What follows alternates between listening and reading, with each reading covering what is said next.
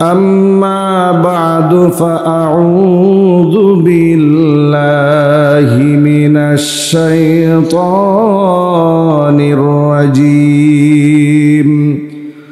بسم الله الرحمن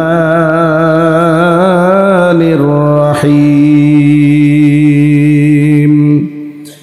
إن الله وملائكته يصلون على النبي يا أيها الذين آمنوا صلوا عليه وسلموا تسليما اللهم صل على محمد وعلى آل محمد كما صليت على إبراهيم وعلى آل إبراهيم إنك حميد مجيد اللهم بارك على محمد وعلى آل محمد كما باركت على إبراهيم وعلى آل إبراهيم إنك حميد مجيد ঐতিহ্যবাহী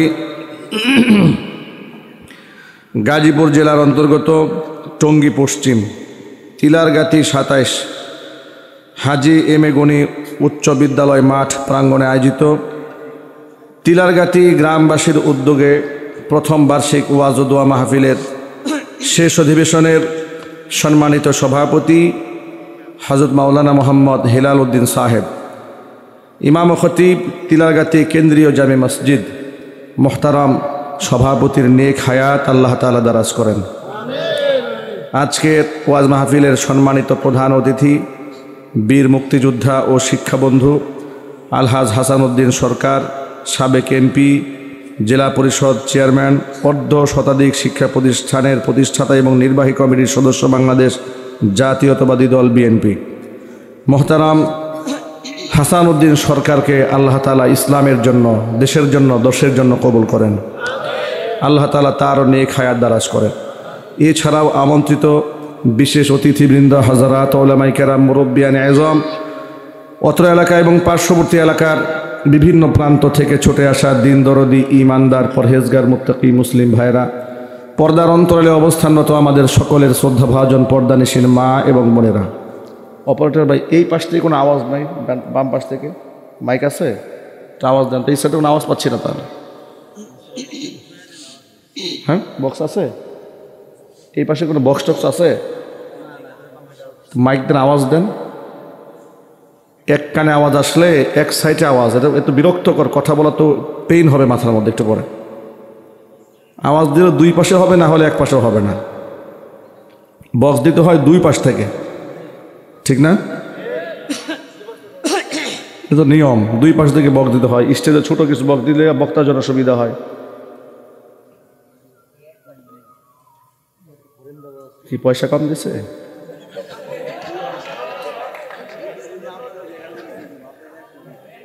ও আচ্ছা, ইশারায় বুঝাইছে, বেশি দেয় নাই। নতুন নতুন করছে তো, নতুন ঠিক হয়ে যাবে ইনশাল্লাহ, ভবিষ্যতে বেশি দিবে ইনশাল্লাহ। ঠিক কি বলেন? এই যে দেখছেন প্রথম বার্ষিক ওয়াজ মাহফিল, একটু ত্রুটি বিচ্যুতি হবে ইনশাল্লাহ, ভবিষ্যতে বাড়াই দেবে। এরপরে আপনারা একটু সেটিংটা ঠিক করে দিয়েন, তাহলে খুশি হয়ে কিছু হাদিয়া বাড়াই দেবে। হ্যাঁ হ্যাঁ হ্যাঁ, এই দেখছেন মাশাআল্লাহ, এবার আমাদের ইয়াং জেনারেশন তারা বলতেছে হুজুর আমরা দেব। দেখছেন কত আগ্রহ, এরাই তো হাসিনারে তাড়াইছে দেশ থেকে। যারা হাসিনাকে তাড়াইতে পারে তারা পৃথিবীতে পারবে না এমন কোনো কাজ না, ঠিক কিনা বলেন? আল্লাহ পাক তাদের ইমানি শক্তিকে আরো বৃদ্ধি করে দেন, জোরে কোন আমিন। আমি আসলে শারীরিকভাবে সপ্তাহখানেক ধরে খুব অসুস্থ ছিলাম এবং আল্লাহর খাস রহমতে আগের চেয়ে গত ৩-৪ দিনের তুলনায় আজকে অনেকটা সুস্থ আছে আলহামদুলিল্লাহ। একেবারে প্রচণ্ড ঠান্ডায় কফ জমে গেছিল বুকে। আপনারা দোয়া করবেন আল্লাহ পাক যেন শিফা দান করেন। আসলেই আপনারা আমার খুব কাছের মানুষ, খুব নিকটের মানুষ। আমার পরিবারের সদস্য বললেও ভুল হবে না, গাজীপুরের মানুষ।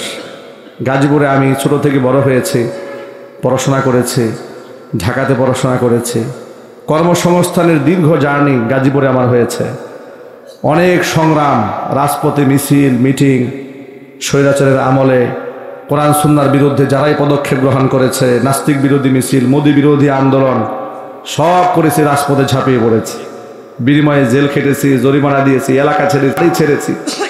ওরা আমাদেরকে বাড়িতেও থাকতে দেয় না, ওরা আমাদেরকে মসজিদে নামাজ পড়তে দেয় না, ওরা আমাদেরকে এলাকায় থাকতে দেয় না। আর ওয়াজে ওঠে আমরা ওদের কিছু বললে ওদের গায়ে আগুন লাগে, হুজুর আমাদের বিরুদ্ধে এত বলে কেন? ওরা যা করেছে এটা আগামী 16 বছর বললেও শেষ হবে। কথা ঠিক নেবে, ঠিক বলেন?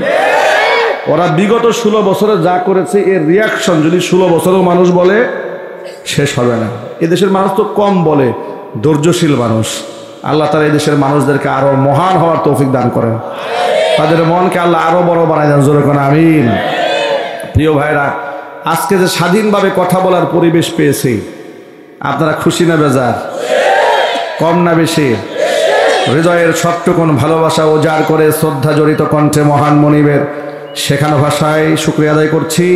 জবান ছেড়ে দিয়ে সকলে একযোগে বলছি আলহামদুলিল্লাহ।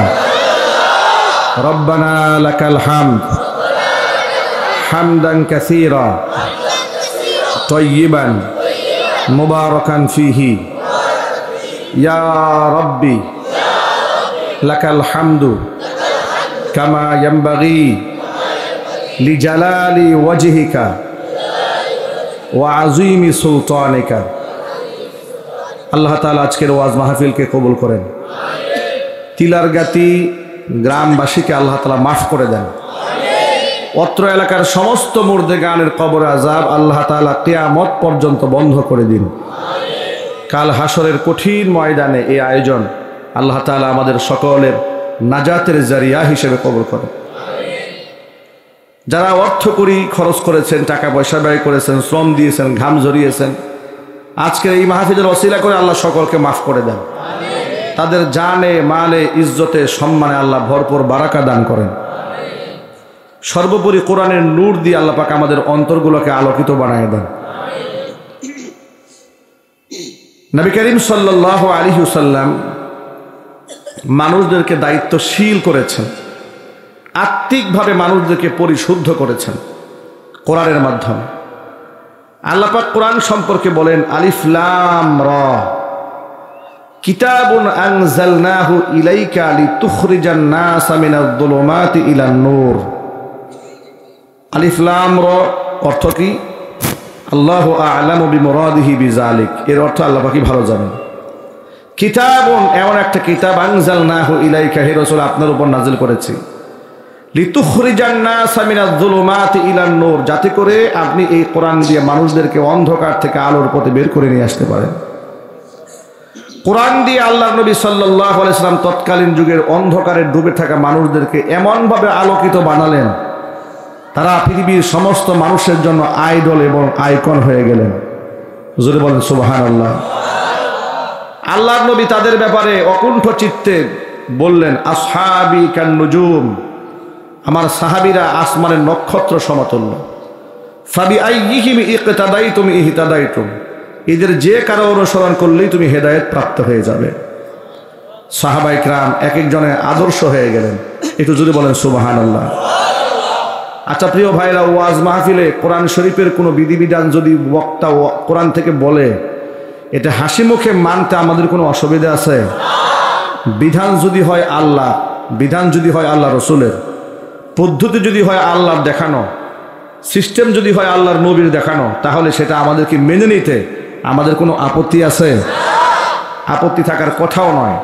যার আপত্তি থাকে তার ইমানি দুর্বলতা আছে, ঠিক কিনা বলেন? আর কোরআনে সূরা আহজাবের 36 নম্বর আয়াতে এই বিষয়টা আল্লাহ একদম পরিষ্কার বলে দিয়েছেন। আল্লাহ পাক বলেন ওয়ামা কানা লিমুমিনিন ওয়ালা মুমিনাতিন ইযা কাদাল্লাহু ওয়া রাসূলুহু আমরা। أن يكون لهم الخيرة من أمرهم ومن يعص الله ورسوله فقد ضل ضلالا مبينا। সূরা আহজাবের 36 নম্বর আয়াতে আল্লাহ পাকের স্পষ্ট ঘোষণা, ইযা কাদাল্লাহু ওয়া রাসূলুহু আমরা, আমি আল্লাহ এবং আমার রসুল যদি কোনো ব্যাপারে কোনো সিদ্ধান্ত দিয়ে ফেলে, কোনো রায় দিয়ে ফেলে, কোনো ফয়সালা দিয়ে ফেলে, তাহলে ওয়ামা কানা লিমুমিনিন ওয়ালা মুমিনাতিন, পৃথিবীর কোনো ঈমানদার নারী পুরুষের অধিকার থাকে না আমি আল্লাহ এবং আমার রসুলের সিদ্ধান্তের মধ্যে হস্তক্ষেপ করে। আল্লাহর সিদ্ধান্তে, রসুলের সিদ্ধান্তে হস্তক্ষেপ করার কোনো অধিকার কি ভাই আমাদের আছে? আমরা কে যে আল্লাহর সিদ্ধান্তে হস্তক্ষেপ করব? ঠিক কিনা বলেন? আমরা কে? আমি আমার রসুলের সিদ্ধান্তে হস্তক্ষেপ করব? আমি কে? আল্লাহ পাক বলেন, ওয়ামান ইয়াসিল্লাহা ওয়া রাসূলাহু, যদি আমি আল্লাহ এবং আমার রসুলের সিদ্ধান্তকে অমান্য করে, ফাকাদ দাল্লা দালালাম মুবিনা, সেই ব্যক্তি সুস্পষ্ট গোমরাহ হয়ে যাবে। আল্লাহর সিদ্ধান্ত কিভাবে মানতে হয় দেখেন। আল্লাহর হাবিবের একজন সাহাবী, নাম তার জুলাইবিব রাদিয়াল্লাহু তাআলা আনহু, কালো মানুষ ছিলেন, খাটো মানুষ ছিলেন, টাকা পয়সা ছিল না, কিন্তু তাকওয়া এবং পরহেজগারি তার উজ্জ্বল দৃষ্টান্ত ছিলেন তিনি। যার দরুন আল্লাহর নবী তার ব্যাপারে বলেছেন, জুলাইবিব, আমি মুহাম্মদ সাল্লাল্লাহু আলাইহি সাল্লামের, আর আমি মুহাম্মদ সাল্লাল্লাহু আলাইহি সাল্লাম জুলাইবিবের। কি দামি কথা না এটা? একটা রাজনীতিবিদ যদি কেউ বলে যে ও আমার, খালেদা জিয়া যদি বলে যে বিএনপি নেতা বক্তব্য দিয়ে গেল যে ও আমার লোক, কি কথাটার ওজন আছে না ভাই? রসুল বলেন জুলাইবিব আমার, আমি রসুল জুলাইবিবের। সুবহানাল্লাহ বলেন। অথচ এই লোকটার না আছে কোনো টাকা পয়সা, না আছে চেহারা, কিচ্ছু নাই, কিন্তু তাকওয়ার উজ্জ্বল দৃষ্টান্ত। একদিন হুজুরের সামনে তিনি আসলেন, এসে বলেন, হে আল্লাহ রসুল, আমি যদি মারা যাই আর আল্লাহ যদি আমাকে জান্নাত দেন, তো আল্লাহ কি আমাকে জান্নাতে হুর দেবে? তিনি জানতে চাচ্ছেন। এই কথার পেছনে একটা গুপ্ত প্রশ্ন আছে, রহস্যজনিত প্রশ্ন এটা। হুর তো আল্লাহ সকলকে দেবে, তো জুলাইবিব আলাদা করে কেন বললেন যে আল্লাহ কি আমাকে হুর দিবে নাকি? আল্লাহ নবী তার প্রশ্নের মধ্যে, তার এই প্রশ্নের ভিতরে তার মনের অবস্থা বুঝতে পারলেন। হুজুর জুলাইবিবকে বললেন, হাল্লা তাতাজাওয়াজিয়া জুলাইবিব, ও জুলাইবিব তুমি বিবাহ করো না কেন? জুলাইবিব বললেন, নবীজি, আমার মতো ব্যক্তিকে কে বিবাহ করবে? না আছে আমার টাকা পয়সা, না আছে চেহারা, না আছে বংশমর্যাদা, কোনো কিছুই তো আমার নাই। এটাই তিনি মনে করেছিলেন, যেহেতু দুনিয়াতে কেউ আমাকে পছন্দ করে না, তো জান্নাতে গেলে কি হুরের আমাকে পছন্দ করবে নাকি?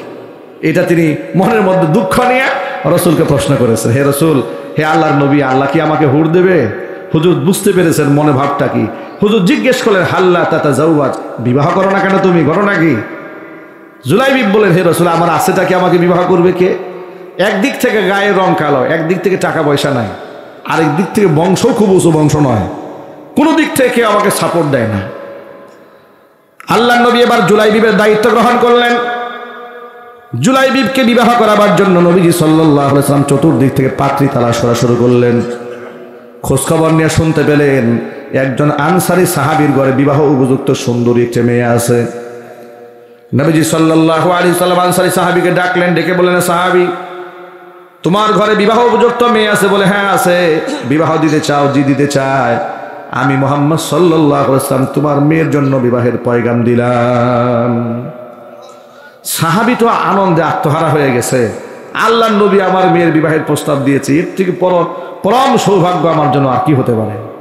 হুজুর বললেন, সাহাবীরা, বিবাহের পয়গাম পাঠিয়েছি, তবে আমার জন্য নয়, পয়গাম দিয়েছি আমার সাথী, আমার সাহাবী জুলাইবিবের জন্য। জুলাইবিবের নামটা শুনে আনসারী সাহাবীর মনটা খারাপ হয়ে গেল, কারণ জুলাইবিব সম্পর্কে তিনি আগে থেকে অবগত আছেন।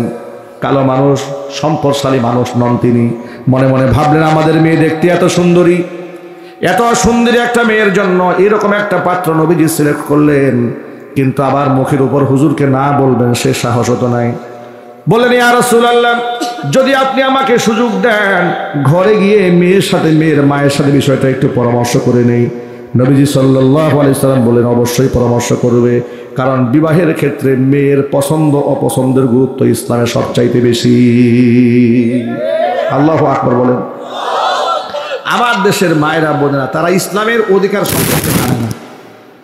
তারা মনে করে ইসলাম তাদেরকে বন্দী করেছে। ইসলামে মেয়েদের হকের মাসালাগুলো যে আপনার জানতো মেয়েরা, পৃথিবীর সব তন্ত্রমন্ত্র বাদ দিয়া ইসলামের অধিকার আদায়ের জন্য রাজপথে নেমে মহিলারা মিছিল করত। ইসলামে মা বোনদের এত অধিকার দেওয়া হয়েছে। সুবহানাল্লাহ বলেন। আল্লাহ নবী বললেন, মেয়ের সাথে পরামর্শ করে আসো। এবার তিনি ঘরে গেলেন, মনে মনে ভাবলেন যে ছেলেটি আমারই পছন্দ না, সেই বিষয় নিয়ে তো মেয়ের সাথে পরামর্শ করার কোনো দরকার নাই।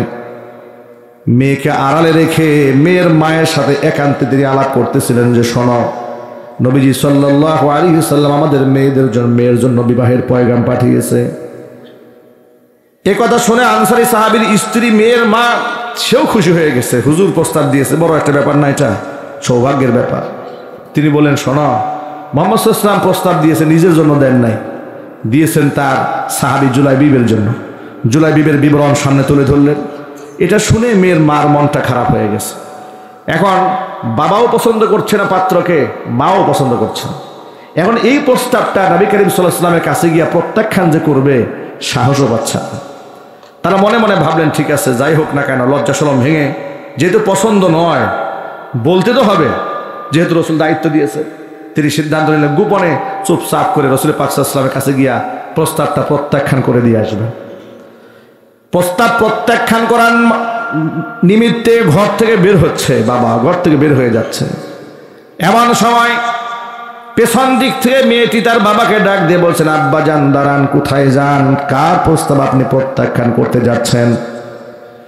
এতক্ষণ পর্যন্ত মায়ের সাথে যে বিষয় নিয়ে আপনি আলোকপাত করেছেন, কথোপকথন করেছেন, পর্দার আড়ালে দাঁড়িয়ে আমি সব কথা শুনে নিয়েছি।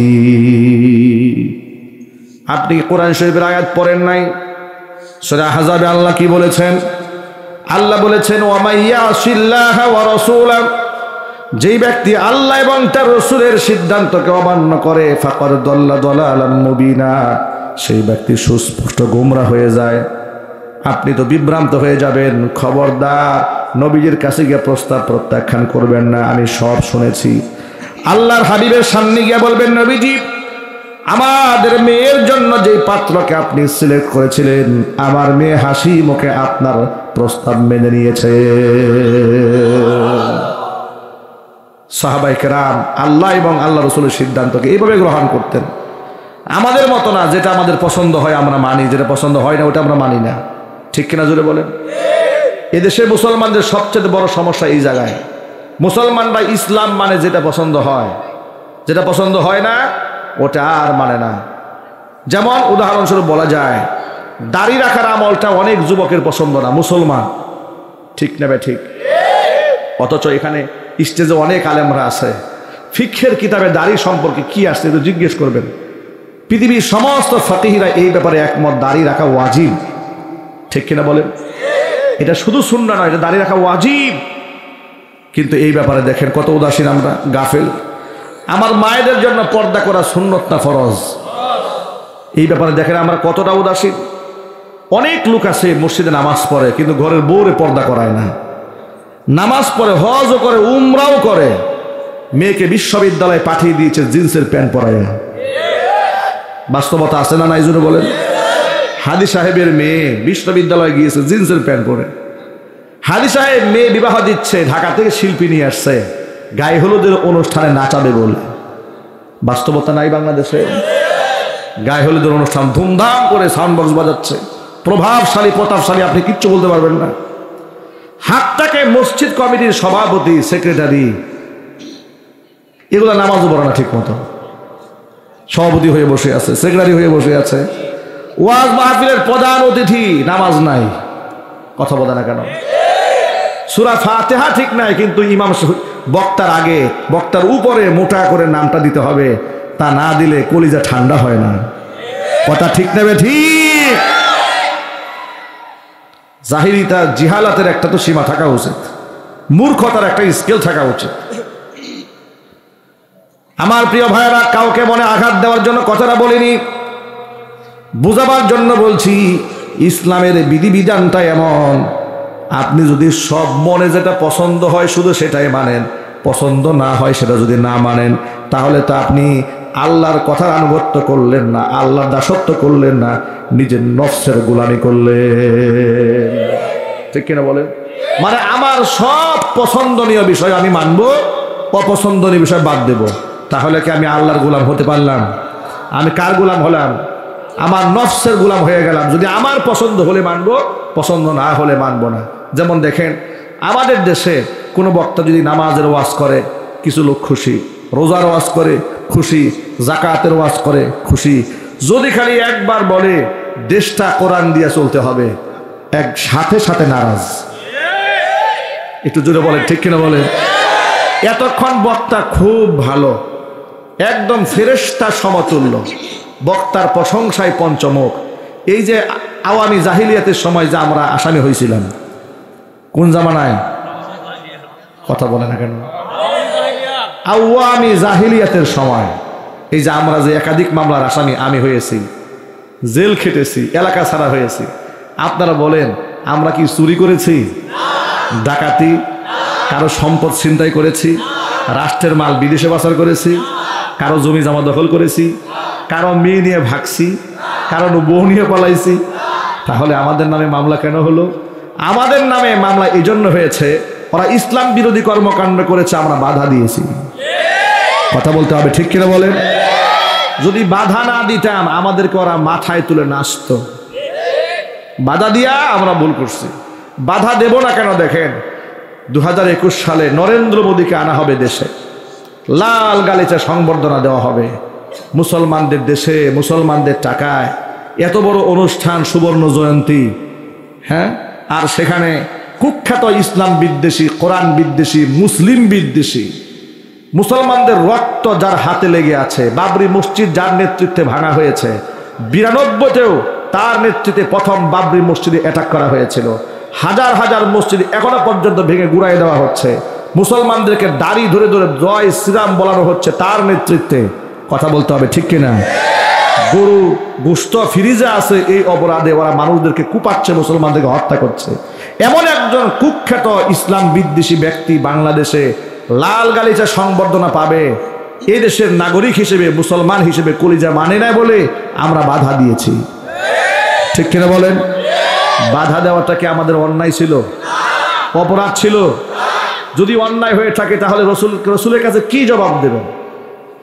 আল্লাহর নবী কি বলেছেন শোনেন।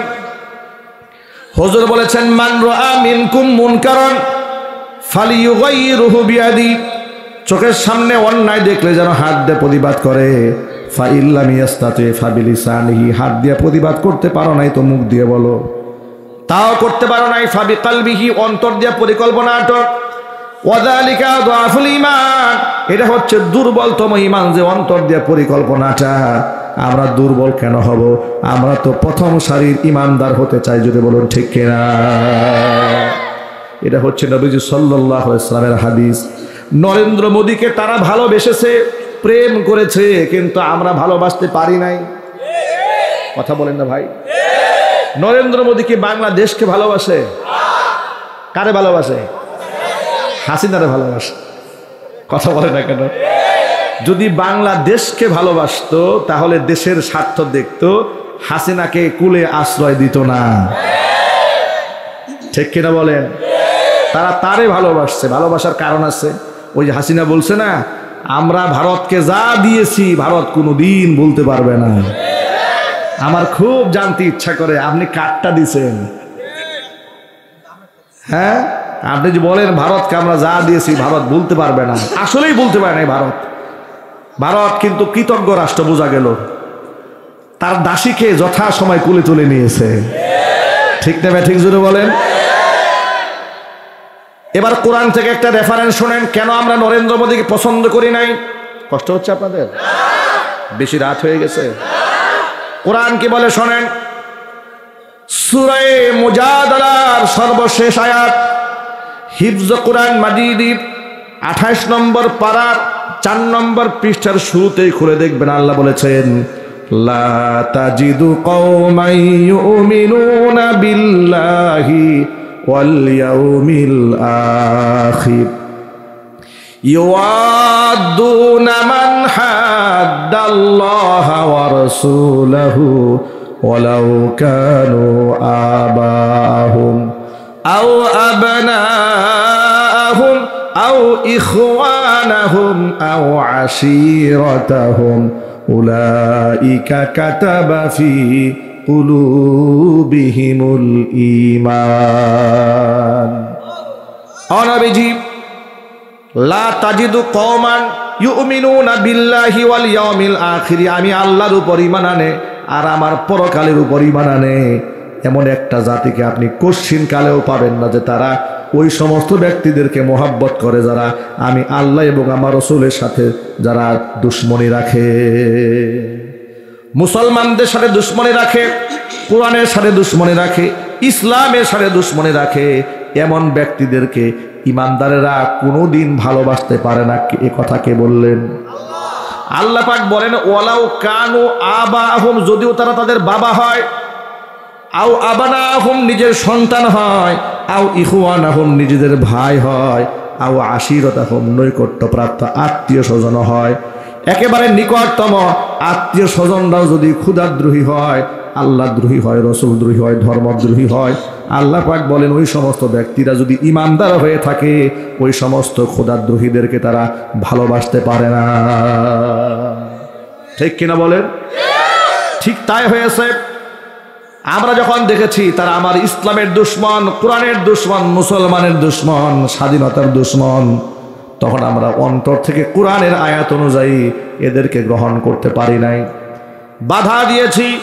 নরেন্দ্র মোদীকে আসতে আমরা বাধা কেন দিলাম? 2021 সালে 2600 আলেমের নামে স্বৈরাচারী মামলা দিয়ে জেলখানায় ঢুকাই দিয়েছিল। 2021 সাল থেকে 24 সাল পর্যন্ত আমি বুটবাজার কেন্দ্রীয় মসজিদে নামাজ পড়াতে পারি না। কথা বলেন ঠিক কিনা বলেন? ওরা আমাকে মসজিদে ঢুকতে দেয় নাই, রেড অ্যালার্ট দিয়েছিল, ঢুকলে আমার গ্রেফতার করবে। যে বাড়িতে ভাড়া থেকেছি বাড়িতে থাকতে দেয় নাই, বাড়িওয়ালাকে বলে দিয়েছে মাদানী সাহেবকে না করে দেবেন, উনি থাকতে পারবেন। কেন? আমার কথায় নাকি রেভলিউশন তৈরি হয়, বিপ্লব তৈরি হয়, আমার কথায় নাকি মানুষ উত্তেজিত হয়, মানুষ নাকি নারাই তাকবীর বলে, মানুষ নাকি আমার ডাকে লক্ষ লক্ষ মানুষ রাজপথে ঝাঁপিয়ে পড়ে, এই জন্য আমাকে ওরা গাজীপুরে থাকতে দেবে না, রেড অ্যালার্ট দিয়ে দিল। ভাইরা আমার, প্রতিবাদ জানালাম, আরেক জায়গায় প্রতিবাদ জানিয়েছি যখন দেখলাম বাংলাদেশের বিভিন্ন উপজেলাতে সরকারি টাকায় বঙ্গবন্ধুর ভাস্কর্যের নামে মূর্তি বানানো হচ্ছে। ঠিক কিনা বলেন? রাস্তায় রাস্তায় মূর্তি বানানো, এটা কি মুসলমানদের কাজ? প্রেসক্রিপশনটাই মুসলমানের না, এই প্রেসক্রিপশনটা ভারতের। কথা ঠিক কিনা বলেন? ওরা রাস্তায় রাস্তায় মূর্তি বানাচ্ছে। আমরা বললাম মৃত ব্যক্তিদের জন্য মূর্তি না বানিয়ে মৃত ব্যক্তির নামে মসজিদ বানান। আমার বয়ান এখন রেকর্ড আছে, ইউটিউবে সার্চ দিলে আমি কি বলেছিলাম ওই সময় আপনারা শুনতে পারবেন। আমি বললাম জুমার মসজিদে বুটবাজারে যে আপনারা মৃত ব্যক্তির নামে এই সমস্ত মূর্তি না বানিয়ে আপনারা মসজিদ বানান, এতিমখানা করেন, ইসালে সওয়াবের ব্যবস্থা হবে। ঠিক না ভাই? আমরা কি খারাপ কথা বলছি? কিন্তু ওরা থানায় মিটিং করলো আমার নামে, আমি বঙ্গবন্ধুর বিরুদ্ধে জুমায় ওয়াজ করছি, জাতির পিতার বিরুদ্ধে আমি ওয়াজ করছি, সুতরাং আমাকে এরা আর এখানে টিকতে দেবে না। ষড়যন্ত্র শুরু হয়ে গেল।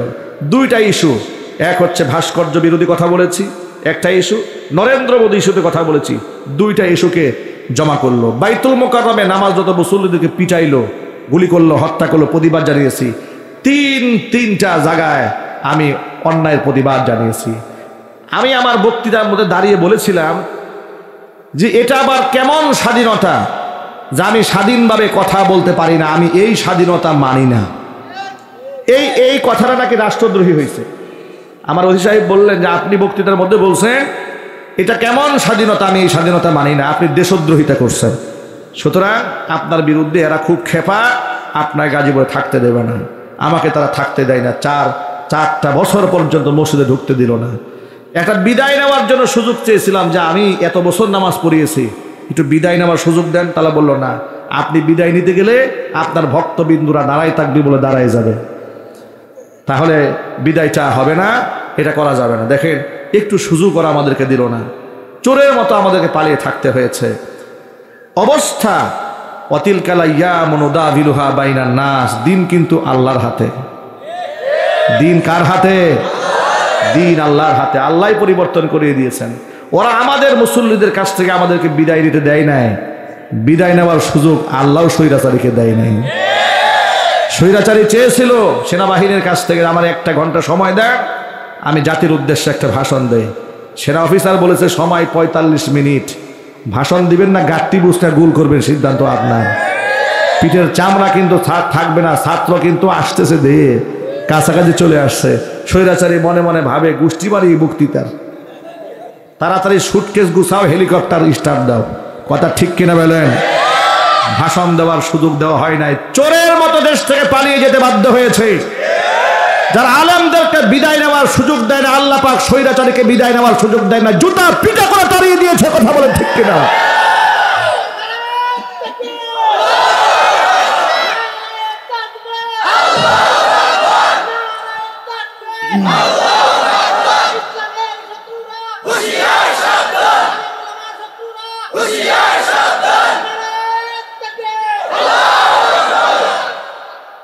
আলেমদেরকে তারা দুশ্মন বানিয়েছিল,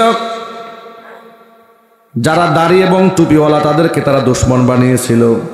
যার দরুন মুসলমানদের দেশে সবচাইতে বেশি নির্যাতিত হয়েছে আলেম ওলামা এবং দাড়ি টুপিওয়ালা মানুষগুলো। কত কষ্ট আলেমদেরকে দেওয়া হয়েছে। কথায় কথায় এদেরকে জঙ্গি, তালেবান, রাজাকার, আল বদর, আল শামস, ঠিক কিনা বলেন? কথায় কথায় এগুলা বানাইছে। আচ্ছা, স্বৈরাচার পালাইছে কয় মাস হয়েছে? 6 মাস হয়েছে। এই 7 মাসে কয়টা জঙ্গি বাংলাদেশে ধরা পড়েছে? তাহলে কি বোঝা গেল? বোঝা গেল জঙ্গি ওরা নিজেই। ঠিক কিনা বলেন? সব নাটক, নাটক সাজিয়ে এদেশের ইসলামকে দমাতে চেয়েছে। এই যে আমাদেরকে ওয়াজ করতে দেয় নাই, আজকে যদি দেশ স্বাধীন না হইতো, আপনারা কি মনে করেন টঙ্গীর তিলার গাদিতে ওরা আমার ওয়াজ করতে দিত? তো কল্পনার বাইরে। আমি তো গাজীপুর মহানগরী ছেড়ে দিয়েছিলাম 4 বছর আগেই, যে ওরা আমাকে আর এখানে ওয়াজ করতে দেবে না, ওরা আমাকে ঢুকতেই দেবে না। স্বৈরাচারের নাতিপুতিরা, মোদির গুলামেরা ঢুকতেই দেবে না। কিন্তু আল্লাহ পাকের ইচ্ছা, আল্লাহ পাক এদেরকে এমন অপমানিত করেছে যে পৃথিবীর ইতিহাসে এমন নিকৃষ্ট পতন পৃথিবীর কোনো স্বৈরাচারকের হয় না। এরপরেও এরা বড় বড় কথা বলে, মাঝে মাঝে দিকে আবার রেকর্ড ছাড়ে। আচ্ছা, এর কি কোনো শরম নাই? আপনাদেরকে একটা গল্প শোনায়, কষ্ট হচ্ছে? লোকমান হাকিমের নাম শুনছেন? কোরআন শরীফে তার নাম আছে, তার নামে একটা সূরা আছে 21 নম্বর পারায়, ঠিক না ভাই? তিনি কোনো নবীও ছিলেন না, রসুলও ছিলেন না, কিন্তু এমন একজন বিজ্ঞ ব্যক্তি ছিলেন, এমন একজন আধ্যাত্মিক ব্যক্তি ছিলেন, আল্লাহওয়ালা ব্যক্তি ছিলেন, যে তার কথাগুলাকে কোট করে বিশ্ববাসীর হেদায়েতের জন্য আল্লাহ কোরআন মাজিদের মধ্যে ঢুকিয়ে দিয়েছেন। আর সুবহানাল্লাহ। লোকমান হাকিম তিনি একটা কথা বলেছেন। তিনি তো কৃতদাস ছিলেন, গোলাম ছিলেন। তো তার যে মনিব, তার মনিব লোকমান হাকিমের অ্যাটিটিউড, এর কথাবার্তা, ভাব ভঙ্গিমা দেখে বুঝতে পারতেন যে লোকটা খুব জ্ঞানী মানুষ। কি জ্ঞানী মানুষ বোঝা যায় না দেখলে ভাই? চাল চলন, উঠা বসা, কথাবার্তা বলা, কথার গভীরতা দেখে বোঝা যায় যে লোকটার মধ্যে জ্ঞান আছে। লোকমান হাকিম তার জ্ঞানের গভীরতা বুঝবার জন্য লোকমান হাকিমের মনিব লোকমান হাকিমকে একদিন ডেকে বলছে, লোকমান, তুমি আজকে একটা ছাগল জবাই করবে, ছাগল বা খাসি একটা জবাই করবে। জবাই করার পরে এই খাসির সবচাইতে উৎকৃষ্ট মানের 2টা অঙ্গ কেটে আমার সামনে হাজির করবে। লোকমান হাকিম খাসিটা জবাই করলেন। খাসি জবাই করে গোটা দেহের সবচাইতে উৎকৃষ্ট 2টা অঙ্গ কেটে পেয়ালার মধ্যে এনে মনিবের সামনে হাজির করলেন। মনিব তাকায় দেখে উৎকৃষ্ট অঙ্গ বলতে বুঝিয়েছে তার হৃৎপিণ্ড এবং জিহ্বা। জিহ্বা আর হৃৎপিণ্ড, কলব, এইটা দুটা জিনিস কেটে লোকমান হাকিম মনিবের সামনে হাজির করেছে। তিনি বললেন, গোটা দেহের মধ্যে এর চাইতে দামি আর অঙ্গ নাই। সুবহানাল্লাহ পড়েন। তিনি বলে, এই দুইটা অঙ্গ ঠিক হয়ে গেলে গোটা দেহ ঠিক হয়ে যায়, আর গোটা দেহটা সম্মানিত হয় দুইটা অঙ্গের কারণে। কিছুদিন পরে আবার লোকমান হাকিমকে মনিব ডাকলেন, লোকমান শোনো, তুমি আজকে আরেকটা খাসি জবাই করবে, এবার সবচাইতে নিকৃষ্ট অঙ্গ দুটা কেটে আমার সামনে হাজির করবে। লোকমান হাকিম নিকৃষ্ট দুটা অঙ্গ কেটে মনিবের সামনে হাজির করে দিলেন। মনিব তাকায় দেখে উৎকৃষ্ট অঙ্গের কথা বলার কারণে যে দুটা অঙ্গ কেটে এনেছিলেন, নিকৃষ্ট অঙ্গের কথা বলার পরে লোকমান হাকিম সেই দুটা অঙ্গ কেটে হাজির করেছেন। জিজ্ঞেস করে, লোকমান ব্যাপারটা কি? দামি অঙ্গের কথা বললাম, তুমি জিহ্বার হৃৎপিণ্ড নিয়ে এসেছিলে। খারাপ অঙ্গের কথা বললাম, তুমি আবারও জিহ্বার হৃৎপিণ্ড নিয়ে হাজির করলে। লোকমান হাকিম বললেন, মনিব শোনেন, দেহের এই দুটা অঙ্গ এতটাই দামি, যদি ভালো হয় এর থেকে ভালো অঙ্গ আর থাকে না। আর জবান আর হৃৎপিণ্ড যদি কারো খারাপ হয়ে যায়, এর চাইতে নিকৃষ্ট অঙ্গ দেহের মধ্যে আর থাকে না। আল্লাহর নবী সাল্লাল্লাহু আলাইহি ওয়াসাল্লাম এই ব্যাপারে একটা হাদিস বলেছেন, আলা ইন্না ফিল জাসাদি লামুদগা ইযা সালুহাত সালুহাল জাসাদু কুল্লুহু ওয়া ইযা ফাসাদাত ফাসাদাল জাসাদু কুল্লু। দেহের মধ্যে একটা অঙ্গ আছে, সেই অঙ্গটা যদি ভালো হয়ে যায় গোটা দেহ ভালো হয়ে যায়, আর অঙ্গ যদি খারাপ হয়ে যায় গোটা দেহটাই খারাপ হয়ে যায়। আলা ওয়াহিয়াল কলব, মনে রেখো সেটা হচ্ছে মানুষের কলব। ভাইরা, স্বৈরাচারী হাসিনার ওর দিকে একটু হাদিসটা মিলাই দেখেন তো। এর মনের মধ্যে, এর মন কত পচা আর মুখের ভাষা কত নিকৃষ্ট, ঠিক কিনা বলেন? এর পতন হয়েছে মুখের কথার কারণে। একটা কথা বলেছিল, রাজাকারের বাচ্চারা, ঠিক না? আমি কিন্তু একজন যুদ্ধাহত মুক্তিযোদ্ধার সন্তান। আমার বাবা 1971 সালে দেশ স্বাধীন করতে গিয়ে আহত হয়েছিলেন। বাংলাদেশের প্রথম সারির মুক্তিযোদ্ধা যারা, তার মধ্যে সরকারের খেতাবপ্রাপ্ত প্রথম সারির আমার বাবা একজন মুক্তিযোদ্ধা। রাষ্ট্রীয় সমস্ত সুযোগ সুবিধা আমাদের আসে, কিন্তু এরপরে মুক্তিযোদ্ধার সন্তান হওয়ার পরেও শুধু আলেম, ইসলামের পক্ষে আমি কথা বলি, এই জন্য তারা আমাকে রাজাকারের সন্তান বলে তকমা দিয়েছে। কথা বুঝতে পেরেছেন? মানে বিষয়টা এমন হয়ে গেল, সাথে চললে সঙ্গী আর বিরুদ্ধে গেলেই জঙ্গি। তাদের পক্ষে থাকলেই মুক্তিযোদ্ধা, তাদের বিরুদ্ধে গেলেই রাজাকার। এই ট্রামটা ওরা কাজে লাগিয়েছে, 16 বছর নেতৃত্ব দিয়েছে। ওই ট্রাম্প আর বাংলাদেশে চলে নাই, যুবকরা জুতা পিটা করে রাজাকারগিরি শিখিয়ে দিয়েছে। কথা ঠিক নেবে ঠিক? সেই যুবকরা স্লোগান দিয়েছে, রাজাকার রাজাকার, তুমি কে আমি কে, রাজাকার রাজাকার। যেই রাজাকারকে ওরা গালি বানিয়েছিল, সেই রাজাকার গর্বের সাথে লোকেরা গলায় পড়েছে, ছাত্ররা সেই রাজাকারের মালা গলায় নিয়ে ওরে অবরুদ্ধ করে, লাঞ্ছিত অপমানিত করে দেশ থেকে তাড়িয়ে দিয়েছে। কথা ঠিক নেবে ঠিক? মুখের কথা এটা বড় সাবধান। এর অন্তরে যে বিষ, এর অন্তর যে পচা স্বৈরাচারীর, আমি আমার ভাষায় বলি, কেউ মনে আঘাত দিয়েন না, এর মনের বিষ যদি পৃথিবীর সমস্ত বিষাক্ত কুবুরার মুখে দেওয়া হয়, হাসিনার অন্তরের বিষে বিষাক্ত হয়ে পৃথিবীর সব বিষাক্ত সাপগুলো সব মরে যাবে। আমি কি ভুল বললাম ভাই? এর মনে কত বিষ থাকলে 2013 সালে অসংখ্য অগণিত শাপলা চত্বরে মানুষদেরকে হত্যা করে জাতীয় সংসদে দাঁড়িয়ে মিথ্যা কথা বলে যে কোনো গুলাগুলির ঘটনাই ঘটে নাই। কত বিষ মনে দেখে। লাইট বন্ধ করে দিয়ে মানুষের উপর বুলডোজার চালিয়েছে। লাশগুলাকে র্যাবের ঊর্ধ্বতন কর্মকর্তাদের সাথে আমাদের ব্যক্তিগত সম্পর্ক যে কোনো কারণে হয়েছে। কেন হয়েছে? ওয়াজ করি, বিভিন্ন মাহফিল আমাদেরকে তো সবাই দাওয়াত দেয়, এমপি মন্ত্রী ভালো চোর বাটপার সবাই তো ওয়াজ করায়। কথা বলে না কেন? কি আমি ভুল বললাম নাকি? সমাজের খারাপ মানুষের ওয়াজ করায়, ভালো মানুষের ওয়াজ করায়। আমার সবার দাওয়াতে যায়। কেন দাওয়াতে যায়?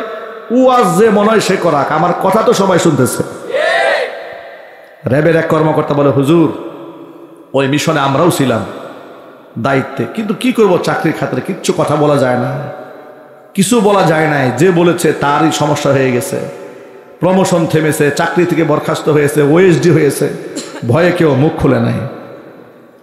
কিরকম ভাবে লাশগুলাকে গুম করা হয়েছে, ড্রেনের ম্যানহোল খুলে, ম্যানহোলের ঢাকনা খুলে লাশগুলাকে ফেলে দেওয়া হয়েছে।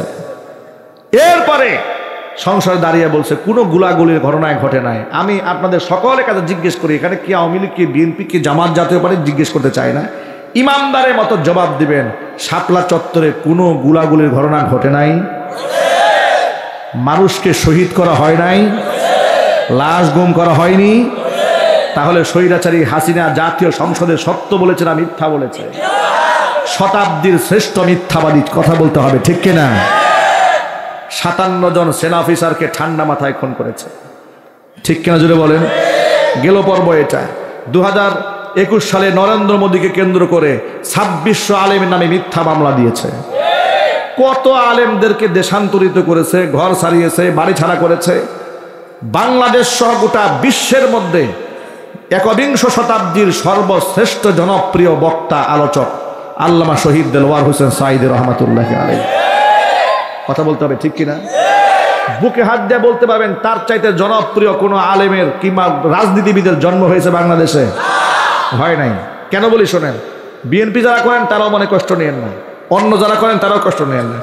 সাঈদী সাহেবের শুধু ফাঁসির রায়টা হয়েছে, এই কথা শুনে তার ভক্তবৃন্দরা 160 জন জীবন দিয়েছে। বলেন একটা নেতার নাম বলেন যার জন্য এভাবে মানুষ বুক পেতে দিয়েছে। এই যে স্বৈরাচারী হাসিনার পক্ষে তার গোলামেরা একেবারে বঙ্গবন্ধু জিকির করতে করতে মুখ দিয়ে ফেনা বের করে ফেলত, ঠিক কিনা বলে? অবস্থা এমন হয়েছিল যে আমাদের মনে হয় প্রতিদিন ফজরে পরে 33 বার বঙ্গবন্ধু, 33 বার শেখ হাসিনা, আর 34 বার আপনার নরেন্দ্র মোদী, এগুলা জিকির আজকাল করতে হবে। অবস্থাটা এমন বানাইছিল। আর ওনারা বঙ্গবন্ধুর এত মোহাব্বত করে ক্ষুধার আসনে বসাই দিয়েছিল। কথায় কথায় বঙ্গবন্ধু ব্রিজ, বঙ্গবন্ধু বাস, বঙ্গবন্ধু পায়খানা, বঙ্গবন্ধু, খালি বঙ্গবন্ধু আর বঙ্গবন্ধু। এত মোহব্বত, এত ভালোবাসা। বাড়িটা যখন ভাঙ্গা হইল, ভালোবাসার একটা লোক খুঁজে পাওয়া গেল না। দেখছেন 1975 সালে যখন বঙ্গবন্ধুকে গোষ্ঠী সহ জাহান্নামে পাঠাই দেওয়া হয়েছিল, তখন যেমন একটা লোক বের হয়ে আসে নাই, ঠিক 2024 সালে এসেও একটা লোক, 25 সালে এসে একটা লোক বাড়ি রক্ষা করতে এলো না। বোঝা গেল এই দলের যেগুলো আছে দেশপ্রেম বলে আর বঙ্গবন্ধু প্রীতি বলে সব মিথ্যাবাদী। ঠিক কিনা বলেন? এরাই আবার বলে 1000 বছরের শ্রেষ্ঠ বাঙালি। হ্যাঁ, 1000 বছরের শ্রেষ্ঠ বাঙালি, এই উপাধি পাইল কই? শয়তানি দিছে উপাধি, শয়তানে, ঠিক কিনা বলে? 1000 বছরের শ্রেষ্ঠ বাঙালির ছেলে বিদেশ বিবাহ করে, দেশে বউ খুঁজে পায় না, কথা বলেন? 1000 বছরের শ্রেষ্ঠ বাঙালির নাতি পুতি যা আছে সব বিদেশে সেটেল হয়ে যায়, এমন বাঙালির বাঙালি। প্রতারণার একটা সীমা থাকা উচিত। তোমাদের স্পষ্ট বলে দেই, তোমরা খালি খুঁচাখুচি করা নির্বাচন করবা, একদম পরিষ্কার। আমাদের বার্তা একদম পরিষ্কার, নির্বাচন করবে না কি করবে তোমাদের ব্যক্তিগত ব্যাপার, কিন্তু যতগুলা খুন তোমরা করেছো বিচার এ মাটিতে আগে হবে। খুনের বিচার হওয়ার আগ পর্যন্ত কোনো ব্যক্তি যদি এই স্বৈরাচারীকে রাজনৈতিক প্রশ্রয় দিতে চায়, তাদের বিরুদ্ধে আরেকটা যুদ্ধ হবে। আপনারা রাজি আছেন কিনা আমি দুহাত দেখতে চাচ্ছি।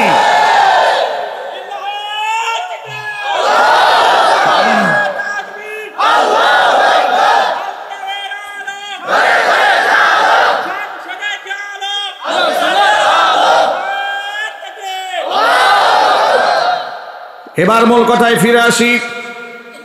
কোরআন মাজিদের মধ্যে আল্লাহ পাক বলেছেন, ওয়াসায়ালামুল্লাযীনা যালামু আইয়া মুনকালাবি ইয়ানকালিবুন। জালেমরা অচিরেই জানতে পারবে তারা কোন পথে রওনা হয়েছে। জালেম যখন জুলুম করে তখন তো কাউকে কেয়ার করে না, গলায় ধরে না, ঠিক কিনা জোরে বলেন? ওই যে টাকলা মুরাদের কথা তাদের ভুলে যাওয়ার কথা নয়।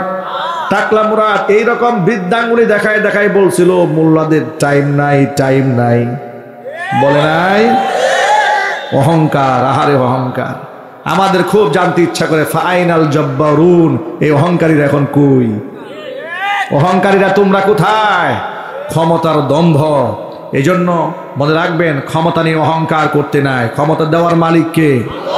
নেওয়ার মালিক আল্লাহ। আমরা আল্লাহর গোলাম। আমাদের কাজ হচ্ছে আল্লাহর হুকুম সমাজে বাস্তবায়ন করা। আমরা কি আল্লাহর হুকুম বাস্তবায়ন করতে পারবো না ইনশাল্লাহ? এই ক্ষেত্রে ছোট্ট করে বলে দেই, মনে যেটা পছন্দ হবে সেটাই মানব, আর যেটা ইসলামের পছন্দ হবে না তা মানব না, এমন যেন না হয়। সাহাবায়ে কেরাম ইসলামকে কিভাবে মান্য করেছেন দেখেন। ওমরে ফারুক রাদিয়াল্লাহু তাআলা আনহু অর্ধ জাহানের শাসক, রাতের বেলায় ঘুমাতেন না, রাতের বেলায় রাস্তা দিয়ে হেঁটে যাচ্ছেন। এমন সময় শুনতে পেলেন এক মহিলা ঘরের ভিতর থেকে বিরহের গান গায়, বিরহের গান গাচ্ছে। আওয়াজ শুনে হযরত ওমরের মাথা নষ্ট হয়ে গেছে। মহিলা মানুষ, কণ্ঠের আওয়াজ কেন বাহিরে যাচ্ছে? মহিলাদের কণ্ঠের আওয়াজও পর্দার অন্তর্ভুক্ত, ঠিক কিনা ভাই বলেন? এক্ষেত্রে ছোট্ট একটা মাসালা বলে দেই। মাসালাটা হচ্ছে এই, আমাদের দেশে ইদানিং নেক্সট সুরতে শয়তানের অপকর্ম দেশের মধ্যে চলতেছে। সেটা কোনটা? ইউটিউব, ফেসবুক, এগুলো আমরা দেখবেন কিছু মেয়েরা খুব সুন্দর করে বোরকা টোরকা পরে, হিজাব টিজাব পরে গান গায়, গজল গায়, আছে না নাই? মানে দেখে মনে হয় একদম বেহেশত থেকে পালায় আসছে, কি পরহেজগার, ঠিক না? আবার যুবকরা মনে করে রাবিয়া বসরি। বাবা, এই বোরকার মধ্যে রাবিয়া বসরি না, এই বোরকার ভিতরে আছে তসলিমা নাসরিন, ঠিক কিনা বলেন? যুবকেরা শুধু বোরকা দেখলেই পাগল হওয়া যাবে না। এখন মেয়েরা, সব মেয়েরা বোরকা আল্লাহর জন্য পরে না, রসুলের জন্য পরে না, কোরআনের জন্য পরে না, জাহান্নামের আগুনে ভয়ে পড়ে না। অনেক মহিলারা বোরকা পরে নিজের কুশ্চিত চরিত্রকে ঢেকে রাখার জন্য, ঠিক কিনা বলেন? বোরকা পরে দেখি ডিজে পার্টিতে নাচতেছে। একজন ফেসবুকে সার্চে কয়, হুজুর হালাল ড্যান্স চলতেছে। শয়তানের তো একটা সীমা থাকা উচিত। বোরকার মান সম্মান ধ্বংস করে দিয়েছে, ঠিক কিনা বলেন? বোরকা পরা মেয়ে বয়ফ্রেন্ডের সাথে পার্কে পার্কে ঘুরতেছে। রাবিয়া বসরি না তসলিমা নাসরিন? চাল চালাইয়া দুজকে যাবে, ঠিক কিনা বলেন? মায়েরা বোনেরা কষ্ট নিবেন না, আঘাত নিবেন না। আপনারা মায়ের জাত, আপনার সম্মান সবার উপরে। হুজুর বলেছেন আল জান্নাতু তাহাতা আকদামিল উম্মাহাত, নারীদের পায়ের নিচে, মায়ের পায়ের নিচে সন্তানের জান্নাত। আল্লাহ নবী সাল্লাল্লাহু আলাইহি ওয়াসাল্লাম আরেকটি হাদিসে বলেছেন ইন্নামাদ দুনিয়া কুল্লুহা মাতাউন ওয়া খায়রু মাতাঈদ দুনিয়াল মারআতুস সালিহা। পৃথিবীর মধ্যে যা দেখতে পাও সব দুনিয়ার সামগ্রী। দুনিয়ার সামগ্রীর মধ্যে শ্রেষ্ঠতম সামগ্রীর নাম হচ্ছে নেককার মহিলা। নেককার মহিলাদের দাম আছে না নাই? পৃথিবীর সমস্ত হীরা, পৃথিবীর সমস্ত স্বর্ণ এক পাল্লায় দিলে একজন দিনদার মহিলার সমান হবে না। সুবহানাল্লাহ পড়েন। একটা দিনদার মহিলার এত দাম, বিশ্বের সমস্ত সোনার রূপা এক পাল্লায় দিলেও একটা দিনদার মহিলার সমান হবে না। সুতরাং আমরা আমাদের মায়েদেরকে আমরা পর্দায় রাখবো, বলেন ইনশাআল্লাহ। নবী করিম সাল্লাল্লাহু আলাইহি ওয়াসাল্লাম বলেছেন সালাসাতুন ক্বাদ হারামাল্লাহু আলাইহিমুল জান্নাহ। তিন শ্রেণীর মানুষের জন্য আল্লাহ পাক তারা জান্নাতকে হারাম করে দিয়েছেন। এক নাম্বার মুদমিনুল খামর, যারা মদ্যপান করে তাদের জন্য আল্লাহর জান্নাত হারাম। যুবকরা কথাটা একটু মনোযোগ সহকারে শোনেন। তিন শ্রেণীর মানুষের জন্য আল্লাহর জান্নাত হারাম। এই যে আমার জেনজি পার্টি ভাইরা, কথাটা একটু মনোযোগ সহকারে শুনতে হবে। হুজুর বলেছেন তিন শ্রেণীর মানুষের জন্য জান্নাত কি হারাম। কে করেছেন? আল্লাহ হারাম করেছেন। এক নাম্বার মুদমিনুল খামরি, যারা মদ পান করে, মাদক সেবী যারা, তাদের জন্য আল্লাহর জান্নাত হারাম। এই মাদকের সাথে আমাদের কোনো সম্পর্ক থাকবে না ইনশাল্লাহ, বলেন। মাদক মানুষকে সম্মানিত করে না, মাদক মানুষকে অসম্মানিত করে, মানুষকে লাঞ্ছিত করে, বেইজ্জত করে। মাদক সেবী সম্মান পায় না নিজের ঘরে, সম্মান পায় না বাহিরে, সম্মান পায় না নিজের ছেলে মেয়ের কাছে, সম্মান পায় না নিজের বউয়ের কাছে। আচ্ছা, একটা বউ মাদক সেবী স্বামীকে সম্মান দেবে? এটা কি সম্মান দেওয়া সম্ভব? কেমনে সম্মান দেওয়া বলেন? উনি মদ খেয়ে রাত 3টা বাজে বউকে মা বলে ডাক দিছে। বলেন বোর মাথা ঠিক আছে? ঝাড়ু নিয়ে দাঁড়াইছে গোলামের পুত। তুই আমার মা বলিস, মাথা নষ্ট হয়ে গেছে। বোর কাছে ইজ্জত নাই, মদ খেয়ে বউকে আচ্ছা মতো পিটিয়েছে। বোর কি অন্তরে মহাব্বত থাকবে? রাস্তায় চলতেছে, মদ খায় ঢুলতে ঢুলতে ড্রেনের মধ্যে গিয়ে পড়ছে।